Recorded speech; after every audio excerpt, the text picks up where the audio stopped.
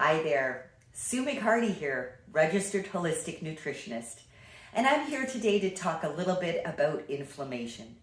Did you know that a certain type of inflammation is actually good for us? That's acute short-term inflammation. That happens when you bump yourself, cut yourself, or perhaps you're ill. That type of inflammation is short-lived, and it is a very normal part of the healing process to immobilize the area and bring nutrients to the area. However, most of us suffer from some form or degree of longer-term chronic inflammation, and this inflammation is quite bad for us. It can cause a whole slew of problems over time, including brain fog, fatigue, low energy, slow healing, and also joint pain is a very common symptom of chronic low-grade inflammation. This can be managed quite well with a number of lifestyle and dietary modifications. So I'm going to briefly go over a few of these today. The first step, and this can actually make quite a big difference in the overall inflammation, is actually taking certain things out of your diet and lifestyle. So some of the things that are most important to take out include, number one, sugar.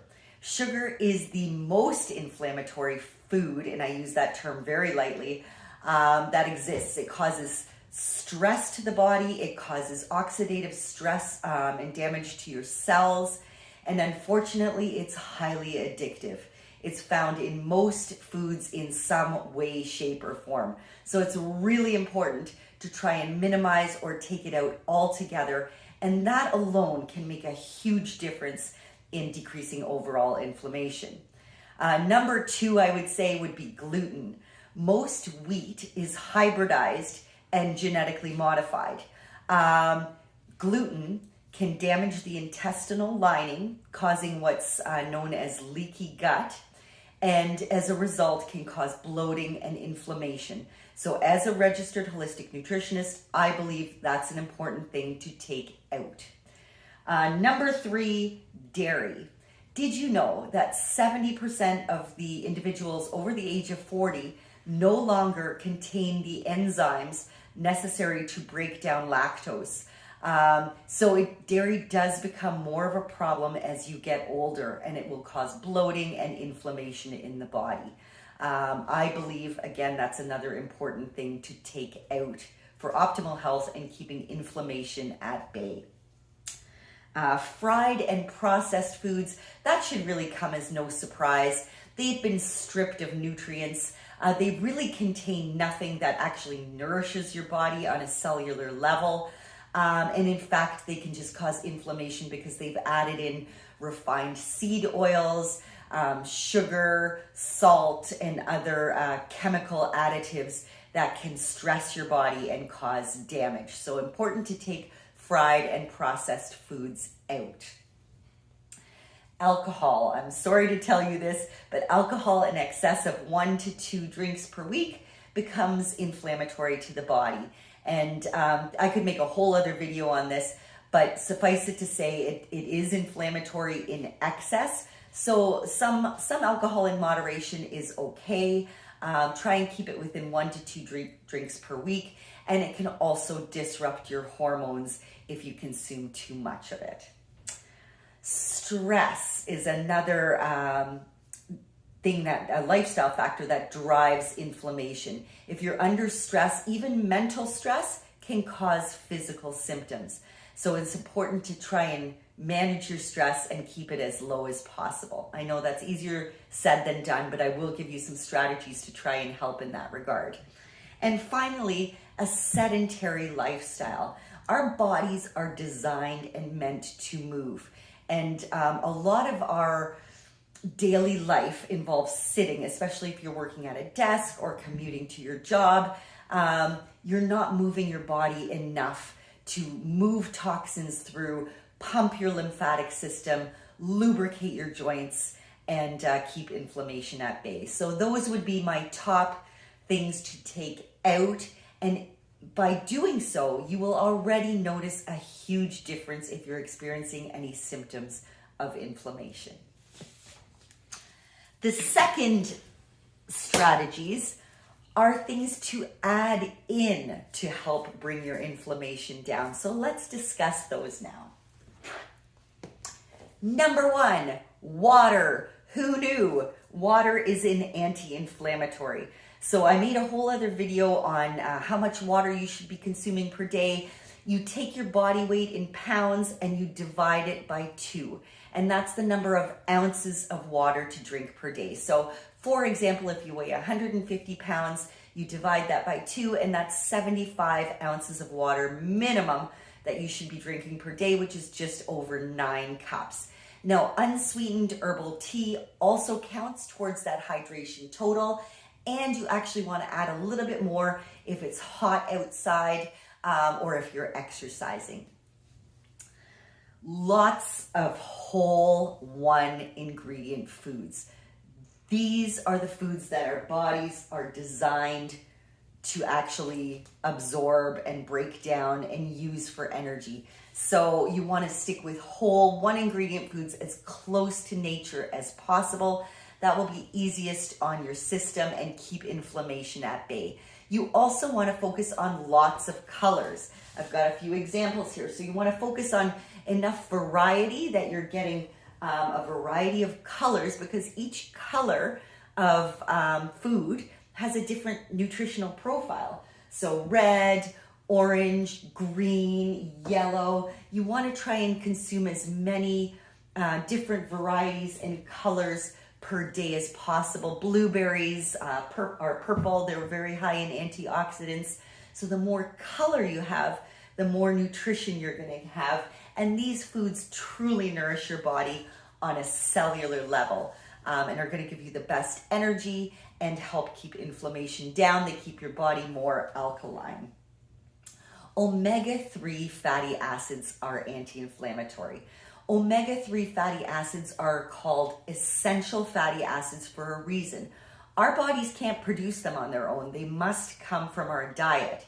So if you're eating fatty fish 2 to 3 times per week, you are probably consuming enough omega-3 fatty acids. However, if you don't enjoy fish or you're not consuming it regularly, you may not be getting enough omega-3 fatty acids.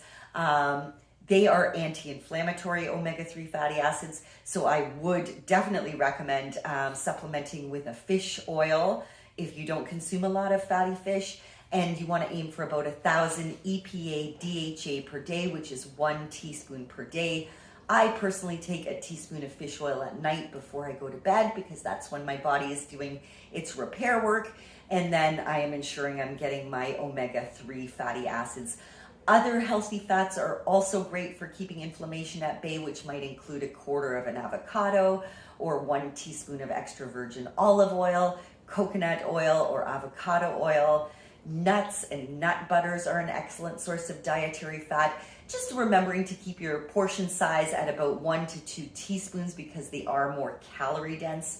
But in general, healthy fats are anti-inflammatory, especially those omega-3s. Specific nutrients that you might consider incorporating to reduce inflammation are ginger and garlic. These both contain special properties that help lower inflammation. So use ginger liberally in your cooking, in your chilies, in your soups. Ginger you can peel and chop and put in a warm glass of water or herbal tea to up your antioxidant and anti-inflammatory benefits. I personally put a chunk, about a 1-inch chunk in my green smoothie every morning to help reduce inflammation. Use it in your cooking liberally.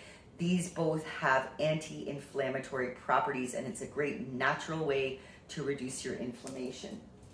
And then from a lifestyle perspective, you want to manage stress. We talked about that in the things that cause inflammation.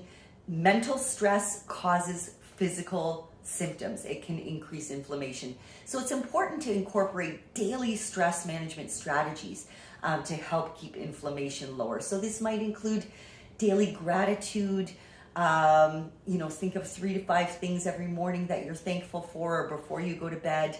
Even a 5-minute daily guided meditation can be helpful at keeping your stress levels lower. Going for a walk for even 10 to 20 minutes, and bonus, that's going to increase your daily step count and activity as well.